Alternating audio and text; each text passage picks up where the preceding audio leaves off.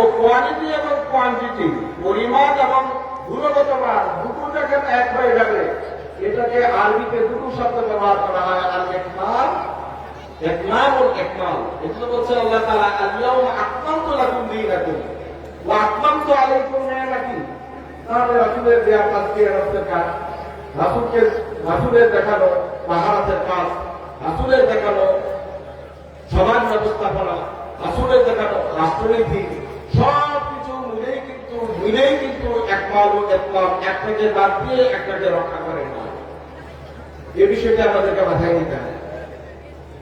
আল্লাহ তাআলা আমাদেরকে এখানে এজন্য পাঠাননি যে আমরা এখানে কিছুদিন রং তামাশা করে চলে যাব। আল্লাহ সুবহানাহু ওয়া তাআলা কিন্তু সতর্ক করেছেন আমাদের কি করতে হবে।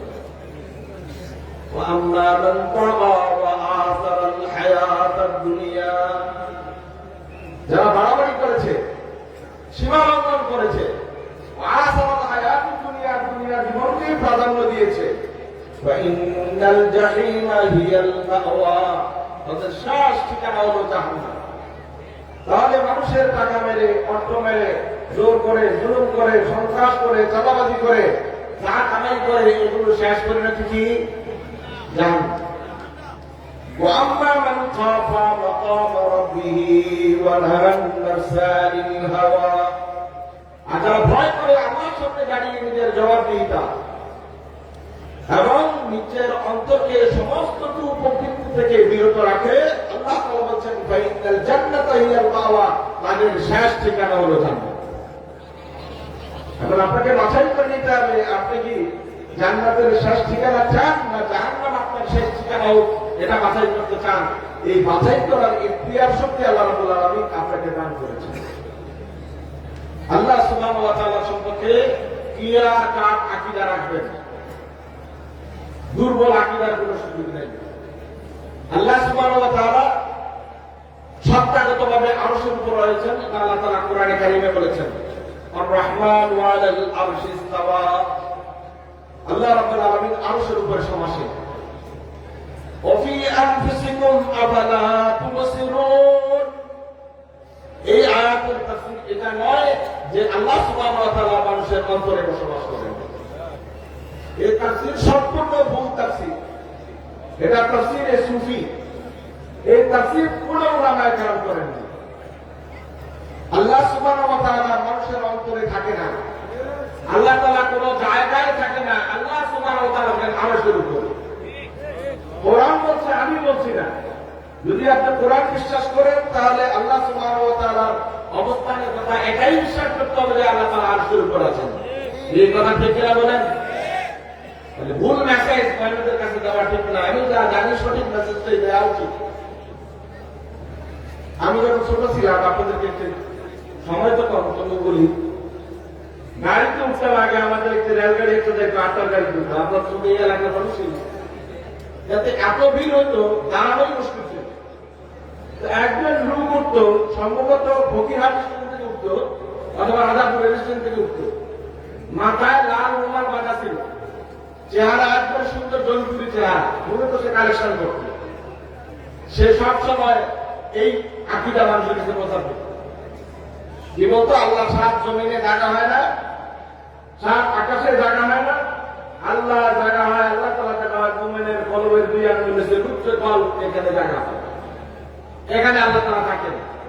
ছোট মানুষ কত তারা কাফির রাখতে বুঝি না, ভালো লাগতো, সুরটুরও ভালো ছিল, মানুষদেরকে সুরে সুরে বলতো যে আল্লাহ তাআলা সাত আসমানে জায়গা হয় না, সাত জমিনেও জায়গা হয় না, জায়গা হয় মানুষের কলবের দিয়ে আঙ্গুল দিয়েছে, মানবদের দিয়ে আঙ্গুল দিয়েছে। অথচ আল্লাহ সুবহানাহু ওয়া তাআলা কোরআনে কোথাও এটা করেন না যে আমি এখানে থাকি। আল্লাহ যদি প্রতিটা মানুষের নফসের মধ্যে থাকে, তাহলে প্রতিটা নফসের মধ্যে থাকা মানে আল্লাহ তাআলার অস্তিত্ব বা সত্তাগতভাবে কোটি কোটি আল্লাহ তৈরি হয়ে যাওয়া। নাউযুবিল্লাহি মিন যালিক। ওয়াফি আনফুসিকুম আফালা তুবসিরুন, এই আয়াতের সঠিক ব্যাখ্যা হলো আপনি নিজের দিকে তাকান, নিজের অবস্থার দিকে তাকান, নিজের সৃষ্টিগত বিষয়ের দিকে তাকান, আপনার চোখ খুলে যাবে যে আল্লাহ রাব্বুল আলামিন কেমন ক্ষমতা মালিক। আপনি যে একবার চিন্তা করেছেন আপনার এই বডির উপরে দিয়ে আপনি দেখেন 20 লক্ষ মেগাপিক্সেল ক্যামেরার চেয়ে ক্ষমতাবান বেশি হলো আপনার চোখ। যত ইন্টারনেটের মধ্যে যেতে পারে এই পর্যন্ত যত ক্যামেরা তৈরি হয়েছে আপনার চোখের ধারে কাছে আসার কোনো সুযোগ নেই। কোটি কোটি রং একসাথে পার্থক্য করতে পারে। আপনি কি জানেন আপনার এই মাথা ব্রেইন পৃথিবীর যত সুপার কম্পিউটার আছে সকল সুপার কম্পিউটারের চেয়ে বড় সুপার কম্পিউটার আপনার ব্রেইন। তাহলে আপনি যখন চিন্তা করবেন নিজের মাঝে যে আমি আল্লাহ তাআলার ক্ষুদ্র সৃষ্টি, আল্লাহ তাআলা আমাকে এত কিছু দিয়েছেন, তাহলে আল্লাহ তাআলা কত বেশি মহান, কত ক্ষুদ্রতলা সহজেই আপনি বুঝে যাবেন। এই জন্য আল্লাহ তাআলা বারবার বলছেন ওফি আনফুসিকুম আফালা তুবসিরুন। তোমার মাঝে আমার উদাহরণ, আমার পুত্রতে, আমার ক্ষমতা, আমার অস্তিত্বের মরণ তোমার মাঝে বিরাজমান।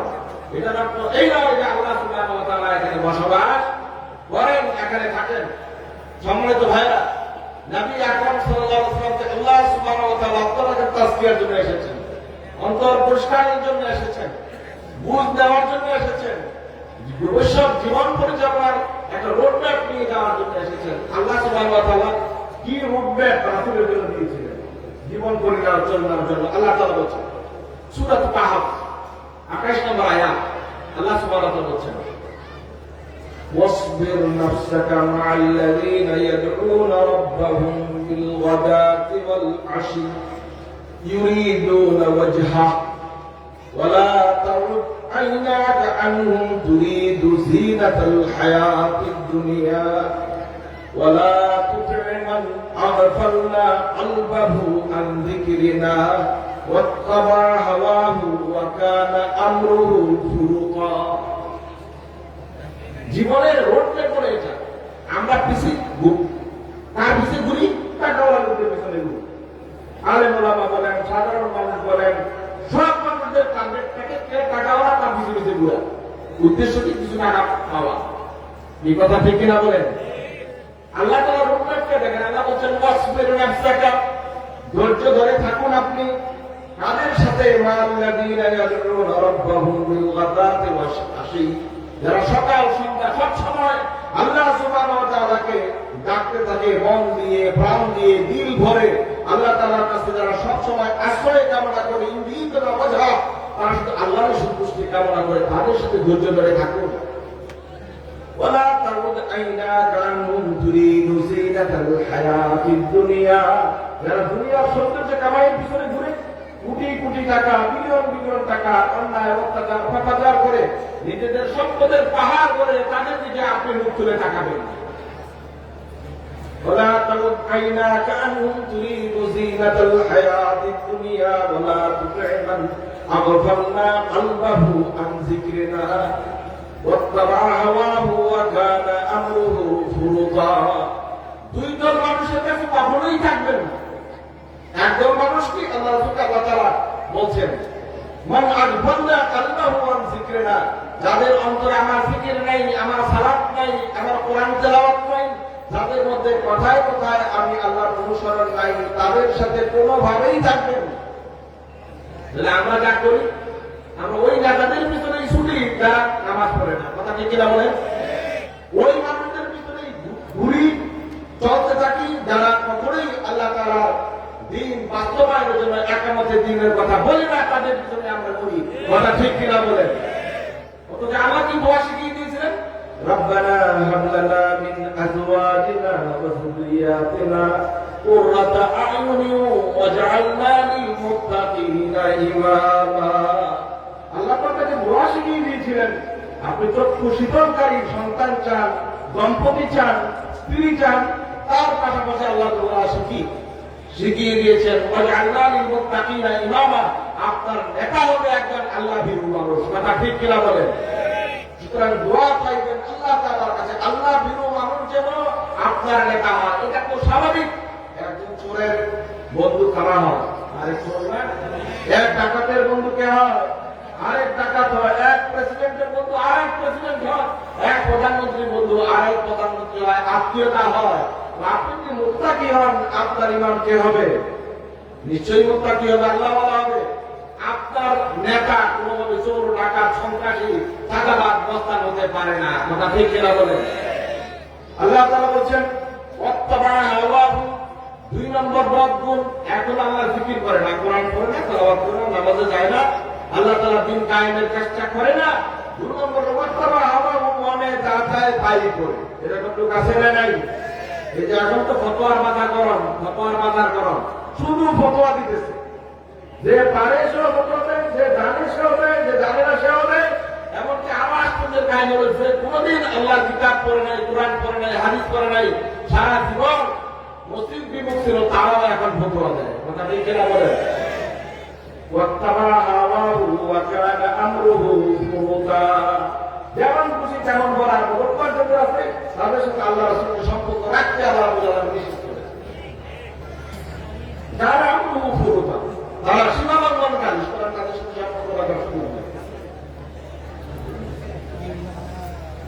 আল্লাহ সুবহানাহু ওয়া তাআলা বলেন, আর কি শিখিয়ে দিয়েছে, কি করতে হবে আপনাকে? না ওদেরকে ছাড়তে হবে, তার কাঁধেতে ধরতে হবে। ধরার তো ভালো বলছে সূরাতুল ইসরার আয়াত নম্বর 15, আল্লাহ রাব্বুল আলামিন বলছেন ওয়াত্তাবা সাবিলা মান আনাবা ইলাইয়া মারজিউকুম ফাউনাব্বিকুকুম বিমা কুনতুম তা'মালুন। ওয়াত্তাবা সাবিলা মান আনাবা ইলাইয়া, ওদের রাস্তা ধরে যারা আমার কাছে আশ্রয় কামনা করে, আমার আশ্রয় যারা থাকে, আপনি তাদের রাস্তা ধরুন। ইলাইয়া মারজিউকুম, আমার কাছে ফেরত আসতে হবে। ওয়া উনাব্বিউকুম বিমা কুনতুম তা'মালুন, তখন জানিয়ে দিব সকলের কাজের ফিরিস্তি। এখন কোন জায়গায় গেছিল, কে কোন জায়গায় মিছিলে অংশগ্রহণ করেছিল, কে কি ফতোয়া দিয়েছিল, কি মিছিল দিয়েছিল, ওয়া উনাব্বিউকুম বিমা কুনতুম তা'মালুন, আমি আল্লাহ সুবহানাহু ওয়া তাআলা তার ফিরিস্তি তার সাথে সামনে তুলে ধরব। সম্মানিত ভাইরা, দুনিয়া থাকবেন কিভাবে, এটা একটা রোডম্যাপ রাখতে দিয়েছেন আল্লাহ। রাসূল বলেন কুন ফিদ দুনিয়া কাআন্নাকা গরীবুন আও আবিরু সাবিল, দুনিয়া থাকবে একজন অপরিচিত মানুষের মতো। এখন এমন একটা সময় আমরা এসে বলছি, আমরা সব ভাইরাল হতে চাই, এত ভাইরাল না, যেভাবেই হোক ভাইরাল হতে চাই। এটা আলেম ওলামা বলেন, সাধারণ মানুষ বলেন, সবার মধ্যে এই রোগ এখন চরম আকার ধারণ করেছে, ভাইরাল হওয়ার রোগ। এই কথা ঠিক কিনা? রাসূল বলছেন কি কুন ফিদ দুনিয়া কাআন্নাকা গরীব, দুনিয়ায় এমন ভাবে থাকবে যেন তোমাকে কেউ চেনে না। আর আবিরু সাবিল, অথবা পথচারীর মতো চলবে, যেমন পথচারী মুসাফির কেউ সাথী থাকে না, একা একা চলে। এইভাবে নিঃশব্দে জীবনটা কাটিয়ে যাবে। ওয়াবুদ্দা নাফসাকা ফি আহলিল কুবুর, আর কবরওয়ালাদের মধ্যে রিজকে বর্ণনা করতে থাকবে যে ওই যারা কবরে আছে আমি তাদেরই একজন, আমি নতুন কেউ নই। সম্মানিত ভাইরা, দুনিয়ায় যতদিন থাকবে ততদিন এই রোডম্যাপের উপরে থাকবেন। আল্লাহ ওয়ালাদের সাথে থাকবেন, ভালো মানুষদের সাথে থাকবেন, যারা আল্লাহ তাআলার আশ্রয়ে থাকতে চায় তাদের আশ্রয়ে থাকবেন, আর অপরিচিত মানুষের মতো কোন রকম ইমানটা নিয়ে যাওয়ার চেষ্টা করবেন। ইমাম আহমদ বিন হাম্বল রাহিমাহুল্লাহ বলছেন, যুহদ বা আল্লাহ তাআলা দুনিয়া বিমুখ হওয়ার 3টি টিপস। 1 নম্বর টিপস হলো তারকুল হারাম, যত হারাম আছে তার থেকে বেঁচে থাকতে হবে। এটা যুহদিয়াতের দুনিয়া বিমুখতার 1 নম্বর কাজ। 2 নম্বর কাজ হলো তারকুল ফুদুল মিনাল হালাল, হালাল কিন্তু অতিরিক্ত না হলেই চলে, এটা থেকে নিজকে বাঁচিয়ে রাখতে হবে। আপনার যতটুকু মাল আছে চলতে পারেন, আরো বেশি মাল কামের জন্য ধান্দা করা, এটা থেকে বেঁচে থাকতে হবে। 3 নম্বর কাজ হলো তরকু মা ইয়াশগালু আনিল্লাহ, ওই সমস্ত কাজ ছেড়ে দিতে হবে যেই সমস্ত কাজ আল্লাহ তাআলার দিকে মনোযোগী হতে আমাকে বাধা দেয়। অনেক ভাই আমরা এমন আছি, বিছানায় শুয়ে শুয়ে মোবাইল স্ক্রল করতে থাকি, কাঁদতে থাকি, দেখতে থাকি, অনেক রাত হয়ে যায়, পরে আর তাহাজ্জুদের সময় উঠা হয় না। তাহলে ওই লোকের জন্য এই টাচ মোবাইলটা না চালানোই উচিত। কথা ঠিক কিনা বলেন? ইয়াশগালু আন যিকরিল্লাহ, আল্লাহ তাআলার জিকির থেকে যখন আপনার মুখকে ফিরিয়ে দেয়, ওই কাজ করা যাবে না, যেটা যত ভালো কাজই হারাম বলেই আপনি করবেন না, যেহেতু আল্লাহ তাআলার জিকির থেকে, স্মরণ থেকে আপনাকে মুখ ফিরিয়ে দিচ্ছে। জুনায়েদ আল-বাগদাদি রাহিমাহুল্লাহ মিন কিবার আইমাতি সুফিয়া, বড় সুফি মানুষ ছিলেন জুনায়েদ আল-বাগদাদি। তিনি জন্মগ্রহণ করেছেন 215 হিজরি, অনেক আগের মানুষ, আর ইন্তেকাল করেছেন 258 হিজরি। তিনি বলেছেন বলেছেন যে সুফি তত্ত্বটা আসলে কি, এই যে দরবার রাস্তার উসুল কি, তিনি কতগুলো উসুল বর্ণনা করেছেন। সমস্ত পীরদের পীর হাসান বসরি আমার পরবর্তী মানুষ, দ্বিতীয় তৎকাল যুগ। আব্দুল কাদের জিলানী তারও 400 বছর পরে জন্মগ্রহণ করেছেন। জুনায়েদ আল বাগদাদী 400 বছর পরে জন্মগ্রহণ করেছেন। তিনি বলছেন উসুল ও তারিক তাসাব্বুফে খামসা, তাসাব্বুফের মূল ভিত্তি হলো 5টি। তাসাব্বুফের মূল ভিত্তি কয়টি? কথা বলেন না, কয়টি? 5টি। মুখস্থ করে যান। আপনি তো তাসাব্বুফ শিখে এসেছেন, তো বড় উস্তাদের কাছ থেকে শিখেন। ছোটখাটো উস্তাদের ভুলভাল শিখে তো জীবনটা নাশ করবেন। জুনায়েদ বাগদাদী রাহিমাহুল্লাহ কথা বলছেন 5টি উসুলের কথা বলেছেন। 1 নম্বর তাকওয়াল্লাহ ফিস সিররি ওয়াল আলান, প্রকাশ্যে অপ্রকাশ্যে আল্লাহকে পরিপূর্ণ ভয় করা।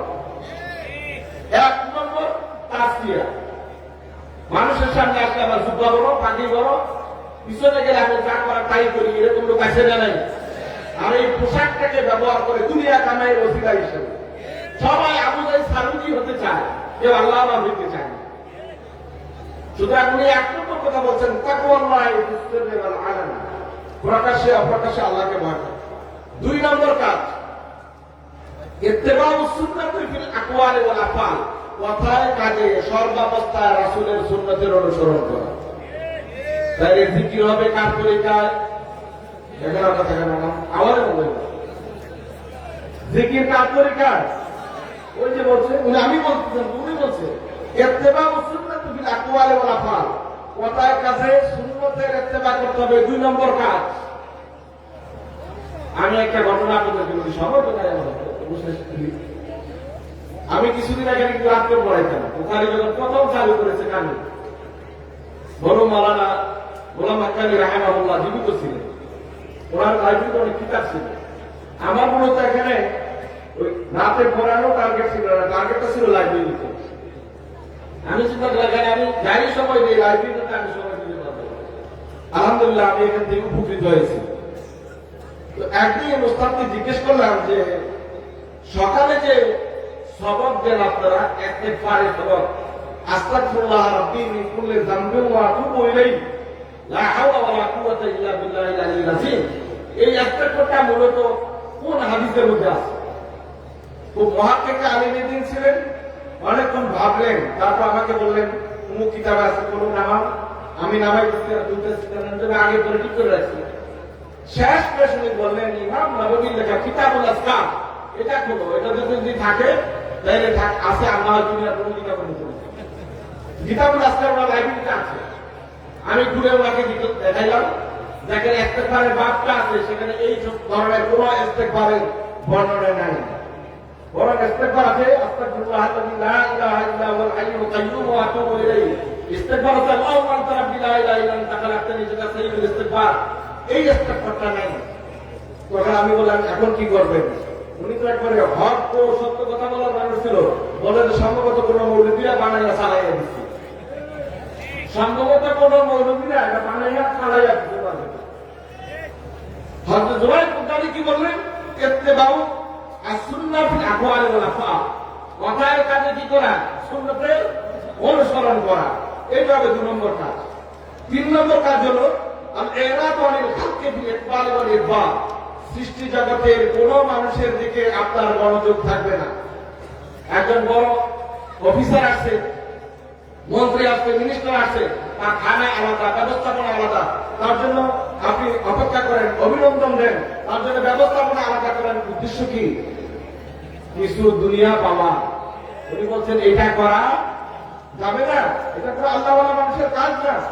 যদি সে দিন শিখতে আসে, অন্য দশজনের মতো খানকায় বসে যাবে, তার জন্য আলাদা কালিচা হবে না, আলাদা কোনো ব্যবস্থাপনা হবে না।